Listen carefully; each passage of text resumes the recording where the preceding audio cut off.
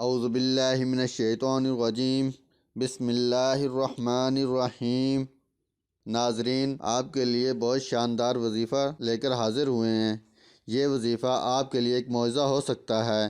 آپ کی قسمت جاگ جائے، اس وظیفے کے کرنے کے بعد آپ کو بہت جلد دولت مل جائے۔ ناظرین، انشاءاللہ اس وظیفے کو کرنے کے بعد آپ کی تمام مشکلات دور ہو جائیں گی جو آپ کے ساتھ مسائل چل رہے ہیں۔ دولت کی آپ کے پاس کمی ہے، آپ بھی چاہتے ہو کہ میں بھی اچھی زندگی گزاروں۔ کچھ لوگ اچھی زندگی گزارتے ہیں، آپ انہیں دیکھتے ہو، اونچے اونچے محلوں میں رہتے ہیں، ان کے پاس دولت ہے، ان کی زندگی میں خوشیاں ہیں۔ ناظرین، آپ کا بھی دل کرتا ہے کہ ان کو دیکھ کر، یہ انسان کی فطرت ہے۔ اس دور میں ہر انسان کا یہ دل چاہتا ہے کہ اس کے پاس سب چیزیں اچھی ہوں، وہ بھی ایک اچھی زندگی گزارے۔ اور اس وظیفے کو کرنے کے بعد انشاءاللہ اللہ کے حکم سے اچھا ہوگا۔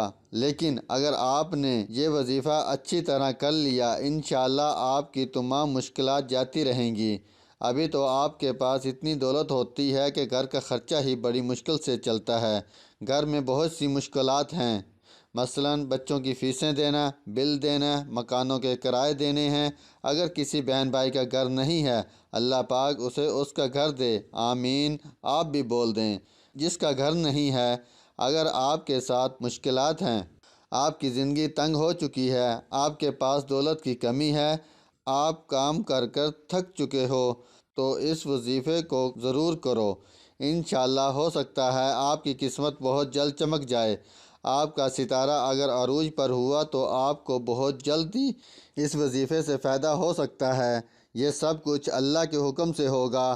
آپ نے یقین کے ساتھ یہ کرنا ہے۔ وظیفے کا طریقہ کار اچھی طرح جان لیں۔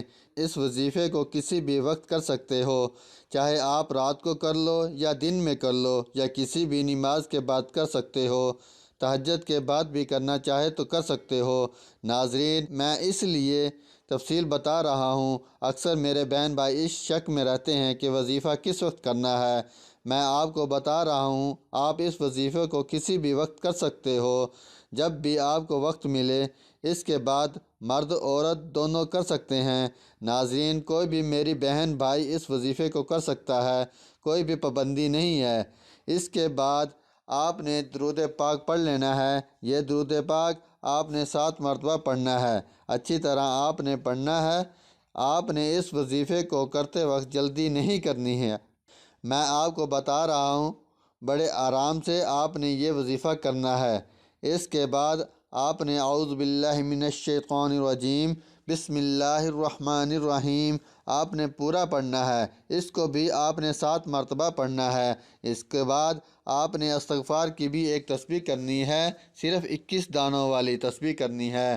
دل میں پڑھ سکتے ہو، تسبیح کے اوپر پڑھ سکتے ہو، جس پر آپ پڑھنا چاہے استغفار کر سکتے ہو۔ جب آپ نے تسبیح کرنی ہے، اس تسبیح کا مقصد یہ ہے، جب انسان اللہ تعالیٰ سے کوئی بڑی حاجت مانگتا ہے تو انسان کو چاہیے اللہ تعالیٰ کے سامنے اپنی عاجزی پیش کرے۔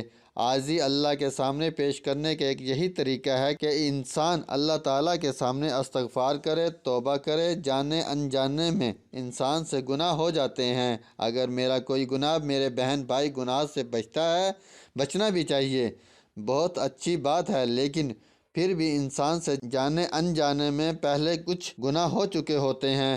اللہ پاک سب کے گناہ معاف فرمائے، آمین۔ آپ نے استغفار کرنا ہے، آپ نے دل ہی دل میں ندامت ہونا ہے۔ اگر آپ سے کوئی بڑا گناہ ہوا ہو تو پہلے یہ بات جان لیں، اگر نہیں ہوئے بڑے گناہ تو یہ اور اچھی بات ہے، لیکن آپ نے استغفار پھر بھی پڑھنا ہوگا۔ جس سے گناہ نہیں ہوئے وہ بھی استغفار ضرور پڑھے۔ ناظرین، جب آپ نے اس کو پڑھنا ہے، آپ کے دل میں وہ آپ کی خواہش چلتی رہی، جس چیز کی آپ کو حاجت ہے، آپ کے ساتھ مسائل ہیں، دولت کے مسائل ہیں، انشاءاللہ تعالی اللہ تعالیٰ آپ کو دولت عطا کریں گے، اتنی دولت عطا کریں گے سارے مسائل ہی دور ہو جائیں گے۔ تو آپ کے ذہن میں آپ کا مقصد چلتا رہنا چاہیے، اس بات کا آپ نے خاص خیال رکھنا ہے۔ جب آپ نے یہ وظیفہ کرنا ہے، خاموشی میں وظیفہ کرنا ہے، یہ بات جان لیں۔ ناظرین، خاموشی ہو اس صورت میں آپ نے وظیفہ کرنا ہے، یا اگر آپ کی فیملی بہت بڑی ہے، گھر چھوٹا ہے تو کم سے کم شور ہو، اس صورت میں آپ نے یہ وظیفہ کرنا ہے، کیونکہ ناظرین جب وظیفہ شور میں آپ کرتے ہو آپ کو وظیفہ بھول جاتا ہے یا آپ کی توجہ ہٹ جاتی ہے۔ جب آپ نے اتنا قیمتی کام کروانا چاہ رہے ہیں، اتنی بڑی حاجت مانگنے جا رہے ہیں، تو آپ کو بھی چاہیے اچھی طرح وظیفہ کریں، پوری توجہ کے ساتھ۔ جب شور ہوگا تو جب آپ کے ذہن میں آوازیں ڈلیں گی تو آپ کے خیالات بھٹکیں گے۔ شیطان تو یہی چاہتا ہے کہ اس کے خیالات بھٹکیں، یہ کامیابی کی راہ پر نہ چڑھے، اس کی کوئی بھی حاجت پوری نہ ہو۔ اس لیے کوشش آپ نے یہ کرنی ہے کہ کم سے کم شور ہو۔ اس کے بعد آپ نے یا مالکوں کی تسبیح کرنی ہے، اس کو بھی ویسے ہی پڑھنا ہے۔ ناظرین، دینے والی اللہ تعالیٰ کی ذات ہوتی ہے، انسان کا کام کوشش کرنا ہے، اللہ تعالیٰ انشاءاللہ آپ کو ضرور نوازیں گے۔ اس کے بعد آپ نے یا مالکوں کو پڑھ لیا ہے تو پھر آپ نے درود شریف پڑھنا ہے 7 مرتبہ۔ آپ کو یہ درود شریف نہیں آتا، نماز والا درود ابراہیمی آتا ہے تو کوئی سا بھی آپ پڑھ سکتے ہو جو آپ کو آتا ہے، لیکن درود شریف آپ نے لازمی پڑھنا ہے۔ اس کے بعد آپ نے اللہ اکبر کہنا ہے، ایک ہی مرتبہ کہنا ہے، اللہ اکبر، اللہ سب سے بڑا ہے۔ اللہ تعالیٰ کی بڑائی ضرور بیان کرنی ہے، کیونکہ جتنے بھی وظائف ہوتے ہیں دیکھتی وہی خدا کی ذات ہے، لیکن ذریعہ بن جاتے ہیں، انسان کو پتہ بھی نہیں چلتا۔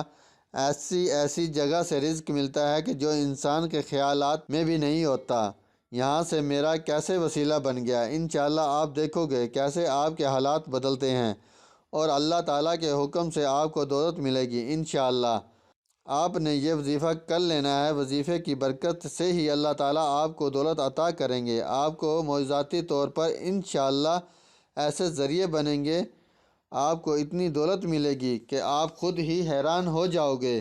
لیکن آپ نے خصوصی دعا بھی کرنی ہے، یا اللہ مجھے دولت عطا کر، نفع بخش، دولت عطا کر جس سے میری مشکلات دور ہوں، میری زندگیوں میں آسانی آئے۔ کوئی بھی میرا بہن بھائی اس وظیفے کو کر سکتا ہے، انشاءاللہ آپ نے اس وظیفے کو اچھی طرح کرنا ہے۔ اللہ آپ کا حامی و ناصر ہو۔ اللہ حافظ، السلام علیکم۔